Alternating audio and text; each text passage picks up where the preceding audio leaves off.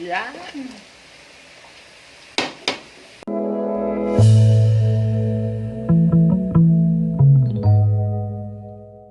Alright mga tol, magandang umaga sa inyong lahat.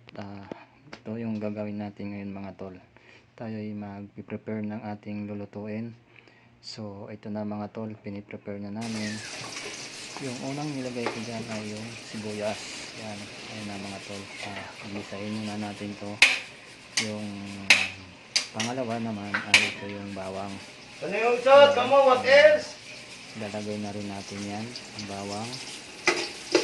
And then, gisahin muna natin yung sibuyas. Habang nangyayon siya. Kasunod dyan ay yung ito na yung bawang. Ayan na mga tol, ilalagay na natin yan. Alright, ayan. Siyempre, gisahin natin hanggang maluto na siya. Kasunod na rin natin yung kamatis. Ayan na, kamatis na mga tol. Atin na lang siya gisa na hanggang madurog yan. Right. Ngayon, ilagay na rin natin Ganda talaga yung... ilagay na rin natin yan. Ayan na, ilagay na natin. Siyempre, i-shoot na natin hanggang lasa-lasa yan. Siyempre, masarap mga tol. Masarap ay ilagay na natin yung sarap dyan.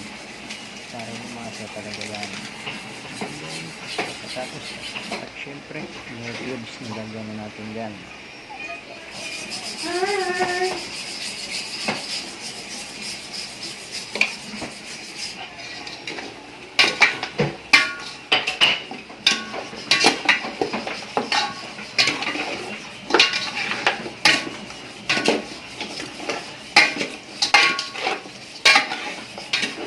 Kuha ko ng lahat para sumarap. At yan, siyempre mga tol, tatakpan mo natin. Hintayin muna natin. Habang naghihintay tayo mga tol, siyempre tayo kakain din ng itlog. Ayan. So, hintayin muna natin maya maya. Ayan. Lagyan natin ng tubig. Ayan.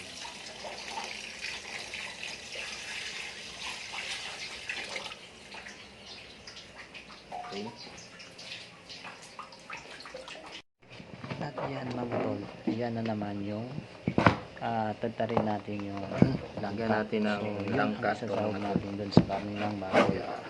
Ayan, so habang nagpapakulo tayo ng tubig dun at saka yung karne papalambutin natin, kuy naman ay tatarin muna natin yung langka.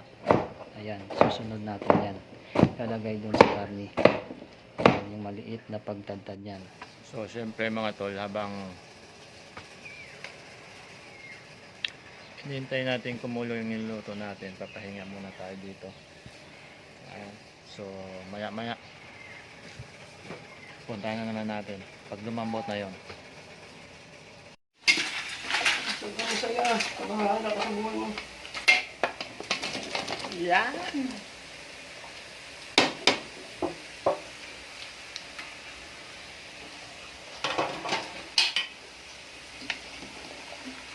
Pili, ayos. Lauya.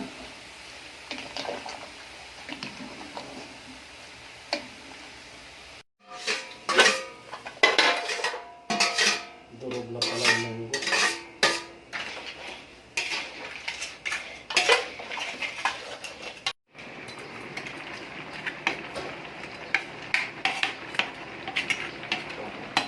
Yan, ito na mga tol yung mga niluto namin.